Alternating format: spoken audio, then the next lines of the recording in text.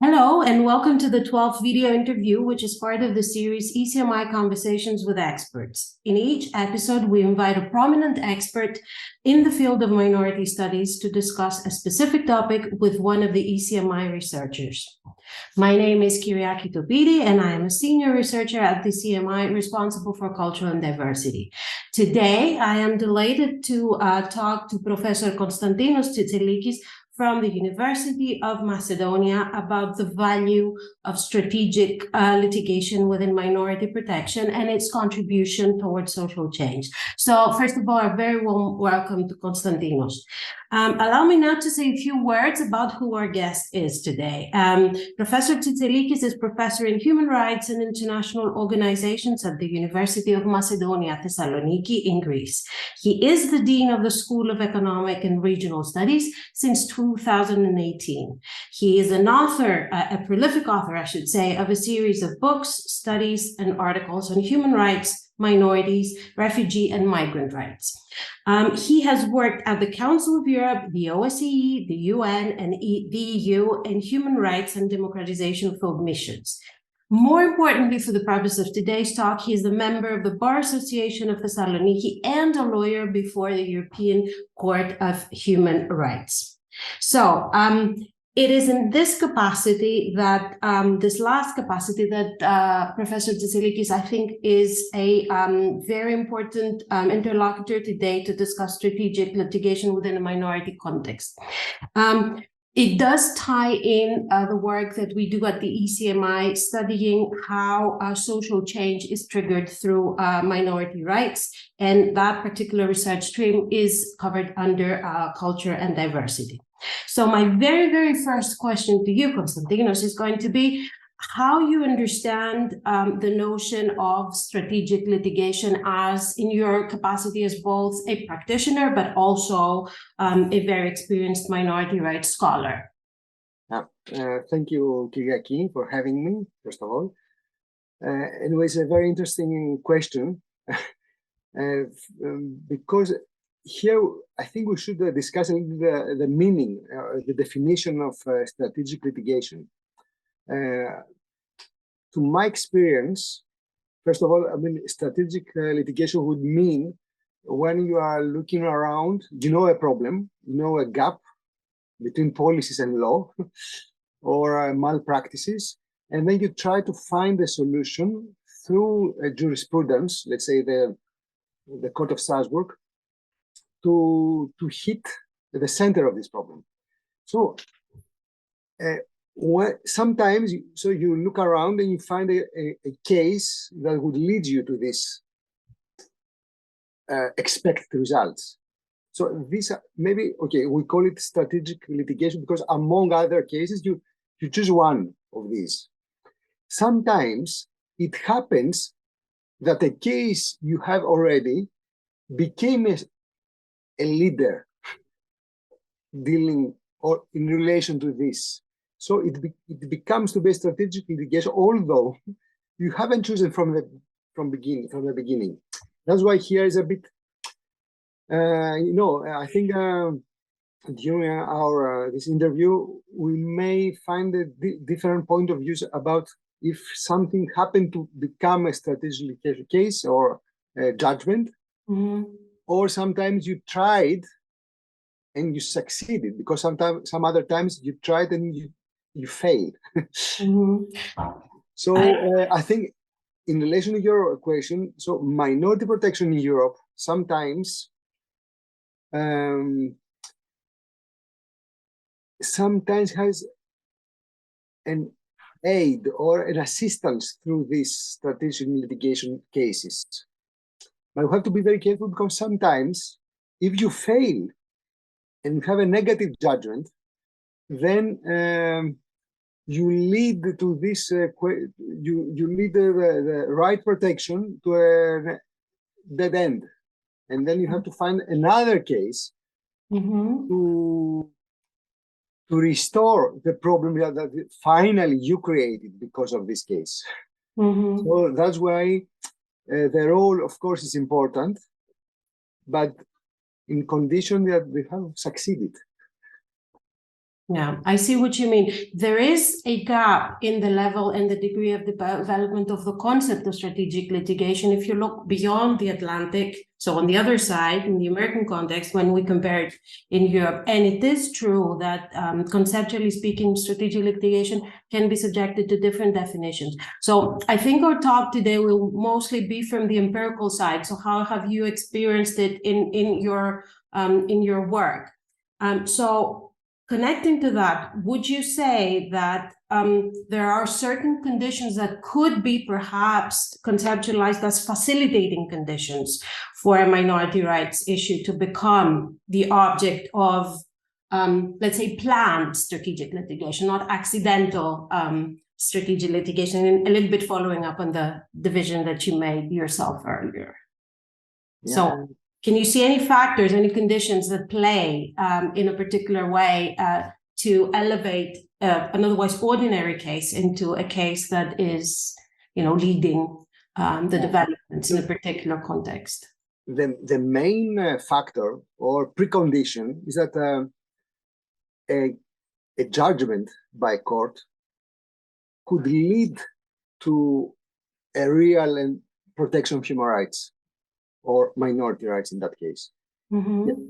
You may have a case that strategically you have chosen and you follow the case, and finally the outcome of the case, so the judgment, is not the right one in accordance to the law. So you have to know the possibilities or the framework of the law that would be healed or amended because of the judgment. So you may have a judgment that finally is not the proper one because the law doesn't allow an amendment.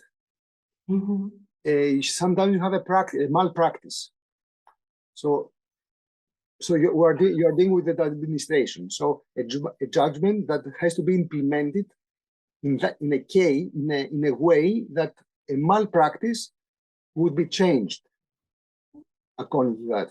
And then, so the first factor would be to know exactly the possibilities you have through this judgment. So is the law, is a practice, administrative practice. Mm-hmm.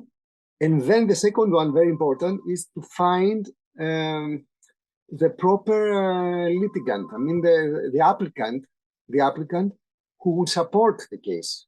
Because sometimes the applicant doesn't have the strength, or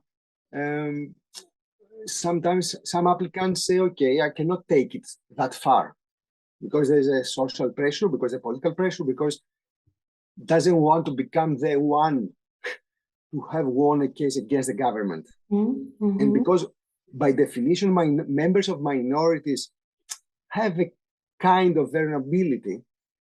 Sure. So we have to know also, so a third factor is what kind of minority is that we're talking about? Because the approach would be different if you are dealing with, let's say, the Roma communities or a rich Jewish community somewhere else, talking about property rights. This is also a very important factor. Okay. Building up on the vulnerability aspect of minority litigants, I wanted to ask next, to what degree do you think that community support or civil society support is necessary in creating the space not only to lodge a case and ultimately make it a case which can be branded as part of strategic litigation, but also creating the space for judges to consider positively minority rights? So, speaking again, I think we're still in the area of enabling factors. To what extent do you think that external support, if I may label it in that way, is necessary? Or is it just a question of the individual having the stamina and the determination to pursue a case? I think both. I mean, okay, a determined litigant is important, but then civil society in general or other bodies that would help, even another international body. Very often the UN offer this kind of support. We are talking about refugees, but in the case of minorities, the High Commissioner for Human Rights is from the Council of Europe, or other bodies, the CPT sometimes. We're talking about detention conditions and other issues. So, of course, important. But sometimes even is critical sometimes, because the court, a domestic court or the Court of Strasbourg, would need to have a psychological support, first of all, but sometimes a technical report. So to have a confidence, I mean, to have some other source of information, not only the litigant or the applicant. It's very important to have this, and in any case. Do you have any examples of that in mind in any of the cases that you have argued that could make the point, even there are quite a few. Okay, I mentioned before the Romas. You have the Roma, the Center for the Rights of Roma. So they apply. I mean, now I do this. They follow the cases before the Court of Strasbourg, and I know they provide in all cases it's kind of expertise, I would say, or assistance. And in other cases that I would say in the Helsinki Watch, they provide very often assistance. So you have so many organizations that, according to the case, and I think now became a kind of habit. I mean, they follow closely the cases after they are communicated. So after that, they choose their own. They do so you have I would say, double strategic litigation levels. One is a litigant, and another level are these bodies who would provide assistance. So they choose by themselves to which cases are going to provide assistance, because they believe that the outcome of a positive judgment would affect in a positive way the shape of the rights, or the implementation of the rights. So I think it's becoming clearer and clearer, even in this side of the Atlantic, that it is a multi-actor constellation. I mean, strategic litigation requires a lot of stars to be aligned in order for it to produce results.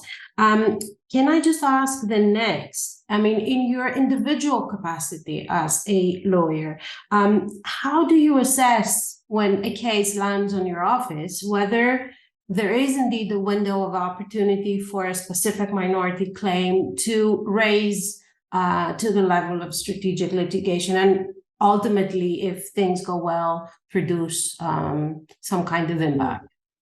How do you decide if it's a good fit? Look, as I said before, you have to know the law, the possibilities of changing the law within a specific political framework.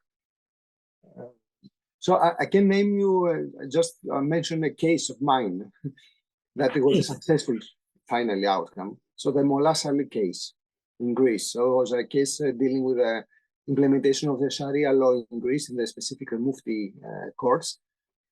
And then I followed. So the case didn't come to my office in the end of the procedure, but I was looking around, as I said before, kind of scouting cases.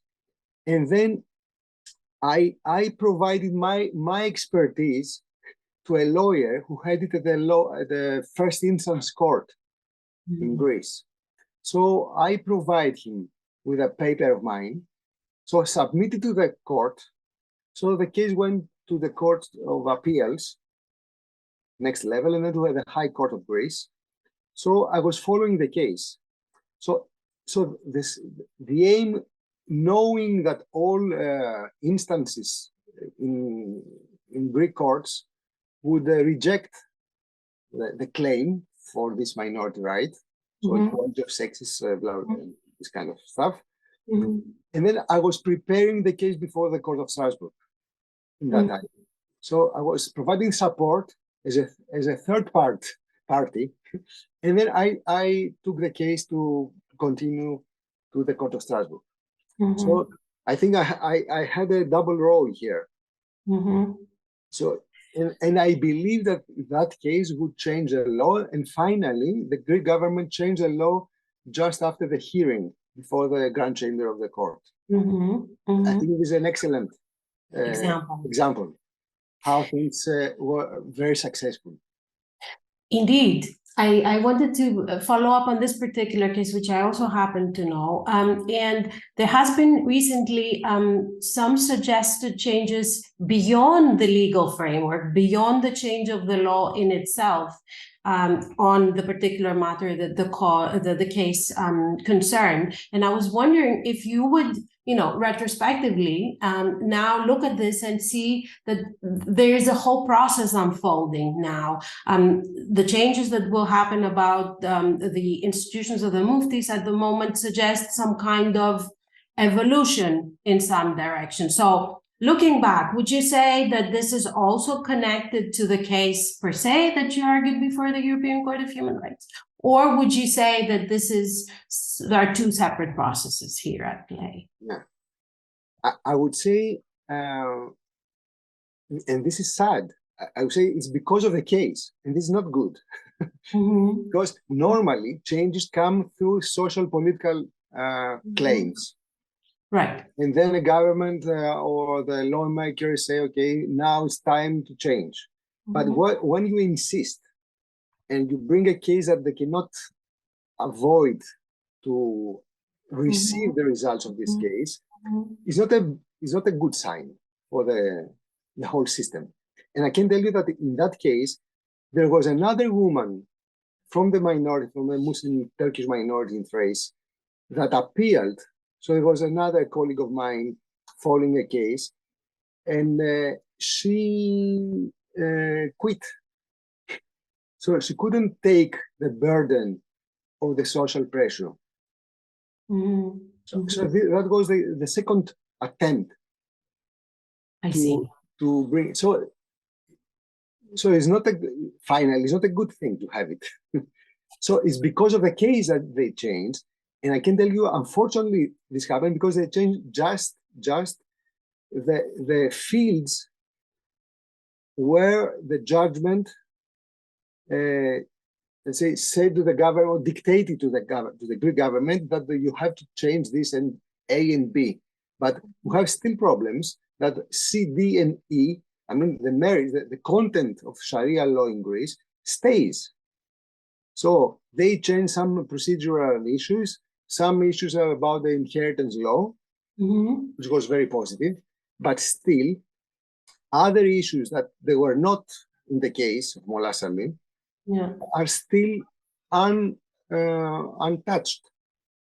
So we need to find another case to follow again the Greek courts and go to Strasbourg.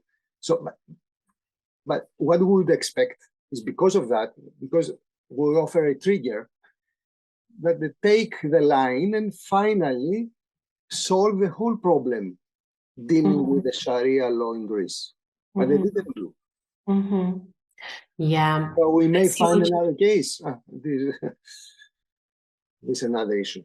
Well, yeah. And continuing on the line of questions vis-a-vis the treatment of a specific case, do you as a lawyer use particular techniques to design a strategy for the case before you? Examples could be, for example, paying closer attention to who will be hearing the case, or obviously what the established case law is, or doing comparative research, or I don't know. Do you have any particular, let's say, I wouldn't say advice, but tools that you revert to when you have decided that this is a good case for to attempt to create strategic litigation? First of all, you have to know the field. I mean, to know the field and to know which issues are problematic Mm-hmm. and they could restore it through a strategic litigation case. Among minorities, you are in contact. So first of all, to be in contact with people. I mean, sometimes with the elite or some organizations of different minority groups, and to see if there is room for you to intervene, because sometimes, and this is another issue, if you do not belong to the minority group, then the minority choose quite often lawyers, or from within the minority if they exist, or from the kin state. I see. And here in Greece, we had this, because if you choose as a minority as a strategic plan for your litigation case, strategic litigation case, a lawyer from the key state is already a kind of negative sign to the government, and it may be even before the court, so that we have a bilateral issue between two governments, which should not be the case. Because we're talking about human rights and minority rights, so you have to deal from within the minority and the society. So, and this, I think, is very important. I think, at least in Greece, we faced, so lots of lawyers in the first 10 or 20 cases from the minority of Thrace, the Turkish minority, were coming from Turkey. But now, gradually, they are coming from within the minority, which of course is not a problem at all. Or it happened, I was in one case myself. But I think this is one important thing. So as far as the tools I use, as you asked, is of course to be in contact, to be sure about the possibilities to win, because if you lose, as we said before, you damage possibility to restore a right, or to have a better shape of the legal content of the right. And then to find someone, the litigant or the applicant, who to be determined, because otherwise you are going to lose it, and then you have to start from the beginning. So minority, litigant, framework, the political framework, and the legal framework, to be aware if the lawmakers are going to change the law, or maybe you are in a process, or maybe sometimes just taking the case, you trigger a change. If the situation is mature enough, politically speaking.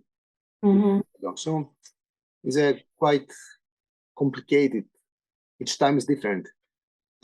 Are there any additional considerations if the case is outside the domestic context and you're arguing it at the supranational context? So before a European court, for example, do you add something to this toolbox, or is there any difference in the treatment? No, the difference is according to the expectations you have. And of course, High Court, the Court of Strasbourg, has a direct impact. But then you have a case, we have a group of cases regarding the minority associations in Greece. So we have a series of negative judgments by the High Court in Greece. We have a series of very positive judgments by the Court of Strasbourg, but finally we don't have any implementation in the field. So the Greek authorities are absolutely negative to implement the judgments by the Court of Strasbourg. So sometimes the problem, you are dealing with a global problem. You wouldn't expect to have it. So the whole process of strategic litigation, from the domestic courts, and then to the European Court of Human Rights, finally you confront with a denial by And this is a very important question here. Why and how the Greek authorities do not implement or execute the judgment by the Court of Strasbourg.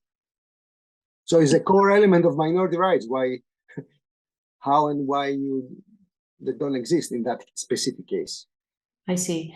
But strategic litigation, I think, doesn't follow specific patterns. So I take the point that in this particular Greek context, the evolution is extremely slow and somehow disappointing, but perhaps we can view strategic litigation in a more optimistic light and try and see how there is change, perhaps not as fast as we would like, but change is piecemeal. It's not automatic. It's not like the example in the US of the Brown case, which again, by the way, wasn't automatic. They had to apply a lot of pressure to schools to accept, non-white students. So I think we have to have a very relative light thrown on strategic litigation. Can you perhaps briefly let us know a little bit more about any concrete examples where strategic litigation proved empowering for the minority groups? It doesn't have to be necessarily within the Greek context, of which I understand you're very critical, but it could be, some kind of, let's say, model, if you want, or some kind of pattern which you make reference to when you argue in this context. Look, there were cases like dealing with the rights of Sami in the Nordic countries. Mm-hmm. It was Norway.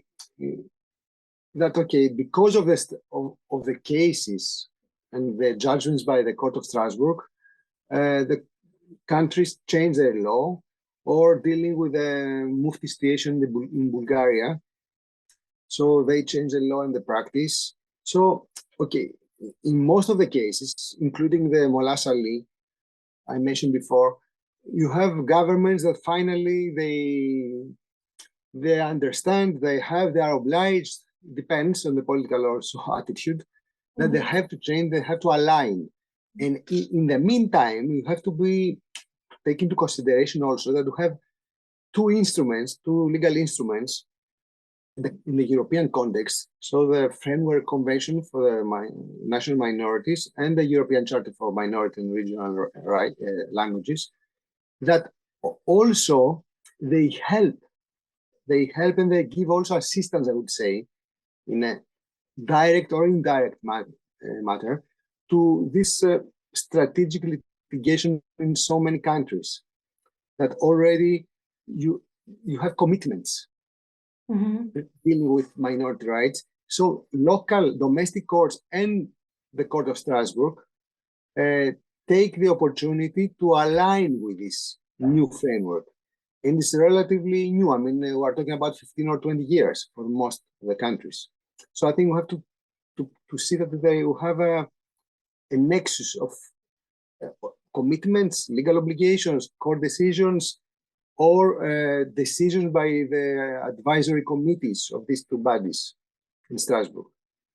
So all this helps, and we have concrete. There are so many good practices, I would say, in general, in all European countries. In your overview of the state of minority rights, given also, of course, your narrower expertise in subfields of minority rights, what would you say is the new frontiers in minority rights advocacy at this point? I mean, if one reads at the literature, the most recent literature, one could argue that it's socioeconomic rights, but then again, maybe you don't feel that way.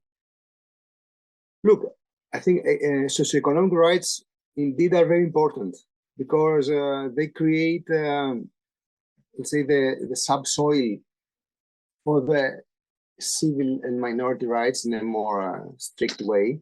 Because if you suffer from social exclusion and poverty as a member of a minority, you would never go to a court to claim language rights or a school. So, of course, these are limits, and I think there's another issue, the ideological political issue. It is a nationalism. The more nationalistic governments or public opinion you have in a country, the more minorities are reluctant to face it, or you create a clash in some cases. So exclusion or inclusion is, I think, between these two frontier lines, economical and ideological. Mm-hmm. Finally, we could imagine a world, at least in Europe, that the minority issue would be indifferent. I mean, why to care about minorities? Because everybody would be happy to enjoy basic and fundamental human rights in a way that you don't need to talk about special rights, but with the general human rights covering all minority issues would be implemented in all our societies in a way that you wouldn't need to talk about this, because it would be by itself evident that you have a special school for you because you have a group of people talking another language, or because you confess another religion, you have a prayer house without people screaming outside your door. So, but that's why I say these are two lines, frontier lines, that you have to trespass, I would say, to Yeah. go beyond. Yeah, that is true. I agree with you. My final question, is it fair? And it's a cynical one. And I think I know what your answer is going to be, but is it fair to say that strategic litigation, even where successful, only leads to very, symbolic or procedural victories for minorities? Is it essentially just, an exercise in false hope in what are, as you yourself said a moment ago, ideological or political struggles? I would expect to say yes straight away.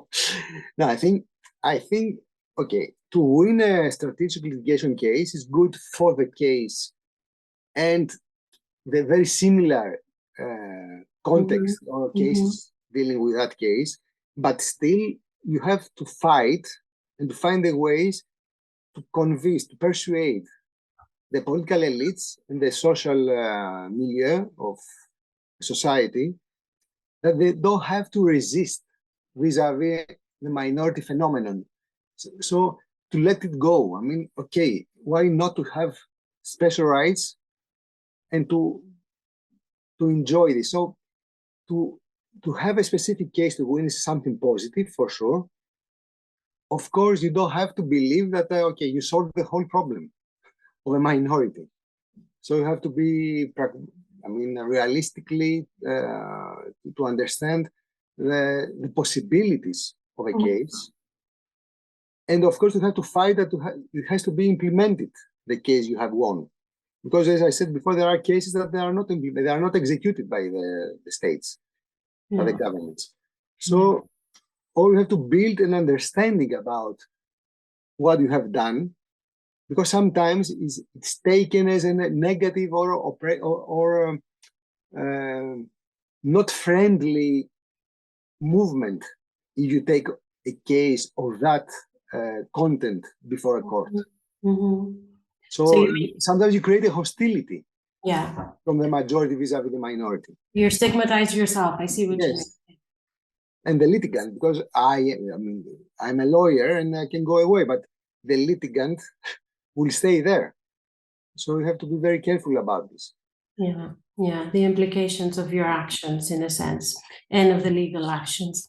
Well, listen, I want to thank you so much for your time and for your wisdom. And I also want to thank the viewers for their time in watching this. As I said at the beginning, at the ECMI, we're very much interested into studying how minority rights can, unfold into social change. And there will be a collected, edited volume coming out on this topic next year. So if anyone among our viewers is interested, you can check our website to find out updates on that. And again, it has been a pleasure talking to you, and I hope we will see you soon. Thank you very much. It was really, really interesting. See you soon. Thanks. Bye-bye.